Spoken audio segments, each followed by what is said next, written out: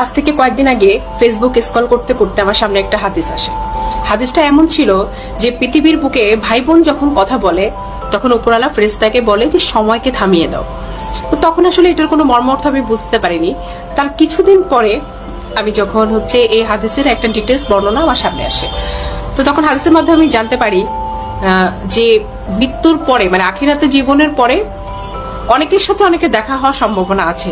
যেমন মার সাথে সন্তানের, বাবার সাথে সন্তানের, স্বামী স্ত্রীর সাথে দেখা হওয়ার পসিবিলিটি আছে, কিন্তু ভাই বোনের সাথে কখনো কোনোদিন কারো আর দেখা হবে না। ভাই বোনের সম্পর্ক পৃথিবীর পর্যন্তই, পৃথিবীর পরে মানে মৃত্যুর পরে আর কখনোই কেউ কাউকে কোনোদিন দেখতে পাবো না। বিশ্বাস করেন, এই কথাটা শোনার পরে আমার মনের মধ্যে এক ধরনের যন্ত্রণা আমি অনুভব করছি যে পৃথিবীর পরে আমি শুধু আমার ভাইকে দেখতে পাবো বা আমি আমার বোনকে দেখতে পাবো, মৃত্যুর পরে আর কোনোদিন ওকে আমি আর দেখতে পাবো না।